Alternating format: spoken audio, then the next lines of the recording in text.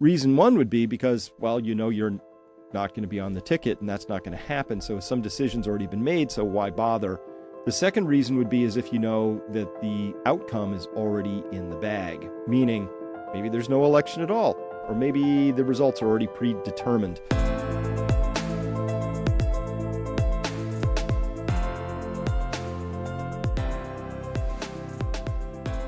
President Biden suddenly showing signs of severe cognitive decline. Hey, at least according to the Wall Street Journal, we'll be talking about that. We have to talk about what the implications of that are. And then for my subscribers, we'll be talking about what's going on with Russia right now. Ooh, if you are not prepared for what's possibly coming down that pike, you better start catching up soon. So let's start there. Hi, I'm Chris Martenson of Peak Prosperity, here with you to have a scouting report for the day. And I want to talk about this to start, which is that the Wall Street Journal writes, behind closed doors, Biden shows signs of slipping. Behind closed doors. Okay, well, let's see what they wrote here in that article. So you can see the article here, old squinty eye there. And here's the first thing we're going to observe about this. This is fascinating. Almost all of the Wall Street Journal is behind a paywall. This they put out in public, so they want everybody to read this. And we're going to get back to why that's important in just a second. They wrote here, quote, when President Biden met with congressional leaders in the West Wing in January to negotiate a Ukraine funding deal, he spoke so softly at times that some participants struggled to hear him. According to 5 people familiar with the meeting, he read from notes to make obvious points, paused for extended periods, and sometimes closed his eyes for so long that some in the room wondered whether he had tuned out.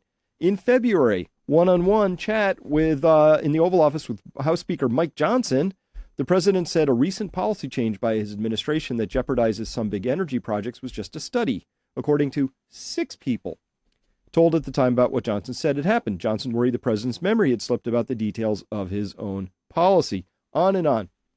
5 people, 6 people. So it's not like according to a source. This is a project that they're putting out there. This is meant to be known about. That's why it's not behind the paywall. That's why it's out from behind the paywall. That's why it's 5 people and then 6 people. No shortage of people suddenly able to show up and say, we think that Biden is showing signs of slipping. Now, as I wrote about this, it's not just that. I wrote that he's also showing signs of slipping in front of doors as well, and on podiums, and when going upstairs and walking across the stage, and also when shaking hands with invisible people. And when going down the stairs, when addressing dead people in the room, when saying, when misreading the teleprompter, pause, right? We're all familiar with it. It's been completely obvious to everybody and anybody that he has been in cognitive decline for quite a long time. And of course, you have to pretend like that's not the case if you're in the mainstream media, that the mainstream media is now suddenly waking up to this. I wrote here, this is my concern, this sort of PRP reporting, that's press release propaganda, isn't done because somebody at the Wall Street Journal suddenly noticed the senile decline, but rather because Biden is going to be hot swapped right before the election program with somebody else. That program has been initiated. It's absolutely shameful for the press to have played along with it this long and pretended as if, this was all fine. It's totally anti-democratic. The Democrats aren't going to be able to have time to run a selection process. You know what's going to happen. I know what's going to happen. The DNC is going to select somebody that they choose and say, oh, you get to vote for this person. See, isn't that amazing? That'd be like saying, if a thug came up to you on the street and said, I'm going to give you this $1 for your wallet or shoot you. Like, what are your choices? You're like, look, it's a fair trade. You chose to give me your wallet for this $1. It was an exchange in kind, right? It's absolutely not how this goes. But they're going to still talk about how they have to save our democracy, which, of course, we know what our democracy means to people in the DNC. It means, well, whenever they get what they want. Anything else is not our democracy anymore. So when they say our democracy, they really mean their democracy, not ours collectively, our singular belonging to them, right? Okay, with that aside, now this has actually kind of been noted for a while, and it's so bad that we saw here in the Daily Show. I think, when did this come out? This was quite a little while ago. Back in February. So let's listen in. President Biden, who I've been around numerous times just in this last year, is sharp. He's focused. He's bright. He is sharp, intensely probing, and detail-oriented and focused. This is a man who is sharp, who is on top of his game, who knows what's going on. He's smart. He's on his game. I was in almost every meeting with the president, and the president was in front of and on top of it all, coordinating and directing leaders who are in charge of America's national security, not to mention our allies around the globe. Right. So anyway, I mean, good summary there. But we're supposed to believe that, that was a PR campaign, obviously. And so there was a big, strong push back in February to try and convince everybody that Biden's obvious declines were not as obvious as they were. Of course, this is gaslighting. Let's be completely fair and transparent about this. If Biden walked in with scrubs on to be your brain surgeon for the afternoon, and you had a choice as to say yay or nay on that, I kind of hope you'd say nay. If he was the pilot of your plane and there were no other co-pilots, I hope you'd say nay instead of yay. On and on and on. I mean, it's completely obvious that he was declared by our own Department of Justice to be mentally unfit to prosecute, right? You couldn't bring charges against the guy. He's that far gone. But somehow coordinating everything is still supposed to be within his wheelhouse, including making important decisions about things such as, should we go to nuclear war with Russia right now? So this is actually highly disturbing. This is not what a democracy looks like at all. And this isn't even remotely how it should be operating. Now, here's the fun part. How do we fit that with this particular piece of news right here? I found this pretty instructive. All right, let's listen in. Am I the only one who's genuinely nervous about this election? I'm currently on a road trip from Houston to Palm Springs, California, and I'm most of the way back to Houston now. I have stopped and stayed the night in almost every single major city along the way because I'm pulling a trailer and I can't go very fast. I have not seen a single Biden-Harris bumper sticker, Biden-Harris flag, sign, nada, not shit, not even in California. And I actually went over past Palm Springs a little bit towards LA. Not a single one. I've seen a whole hell of a lot of Trump though. But you know what I also don't see? I also don't see any Biden-Harris campaigning. Like at all. Like not even a little bit. So if they're not even campaigning, I don't see a single sign anywhere, yet they're also not acting nervous.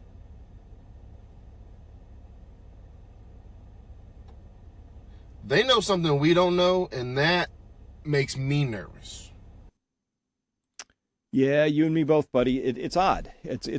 Sometimes in life, it's the obvious things, the overt things you have to pay attention to. Sometimes it's the ghosts in the machines, the dog that did not bark, the covert things that are missing in action, the negative space in the news cycle. There's things sometimes that stand out because they're missing, not because they're there. This is one of those things. Isn't it odd that they don't feel any pressure to go out and campaign, right? And there's only a couple reasons you would not feel that pressure to campaign. Reason one would be because, well, you're not going to be on the ticket and that's not going to happen. So some decision's already been made, so why bother? The second reason would be as if you know that the outcome is already in the bag, meaning maybe there's no election at all, or maybe the results are already predetermined. So, and obviously that's a big question that needs to be resolved because as we all know, some things are fairly easy to get done in this country and some things are hard. And for whatever reason, getting a high integrity voting system installed, very hard, very hard. And by the way, this is a uniparty declaration I'm making here. This isn't left, right. Both parties have been completely happy with a system that has no ability to be verified and is easily hacked and fudged and can deliver fraudulent results. So make of that what you will. That's just the truth. That's not just me saying this. That's part of an affidavit that was filed in the Georgia court system by a computer security expert talking about our situation. And it's been well known for decades. This is like a 2-decade-old problem, so we know about that. So we'll see what kind of trouble I get into around saying those sorts of obvious things, because there's one thing that the system is still very, very, very sensitive to.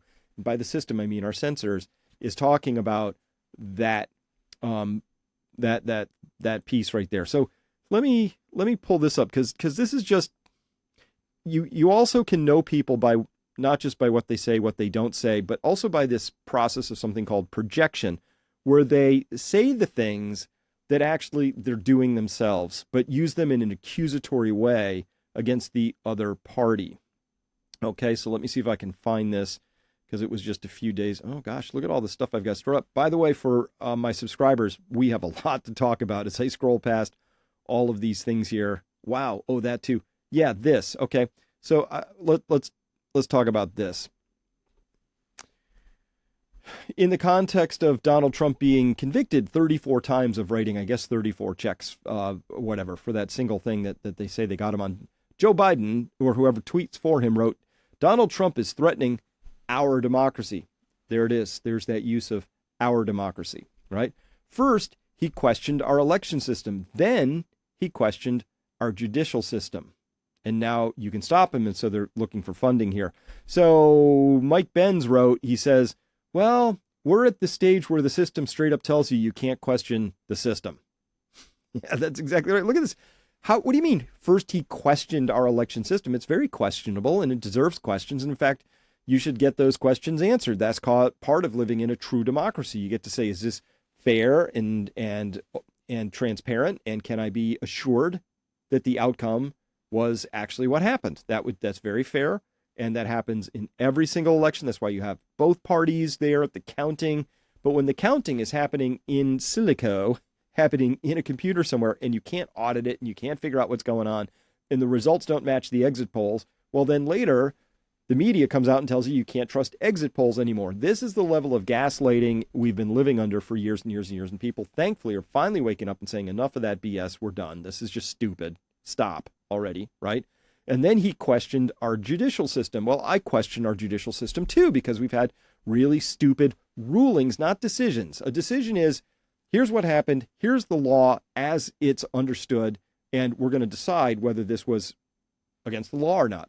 Rulings are people bring their own belief systems, their party affiliations, their partisan leanings into the courtroom and then rule on something, and that's what we've been seeing a lot of. So obviously, you can question both those things, but this is straight up, this is where we're at in this story, where they're saying, and this is a veiled threat to me, particularly somebody like me who's in this particular business of saying these things very publicly.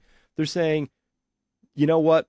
If you question these things, you're going to end up getting lawfared. You will end up running afoul of the law, right? Which is really organized crime at that point, when it's not following the law itself and is just using force and the power of coercion and the force of literally life or death, gun barrels, all that stuff.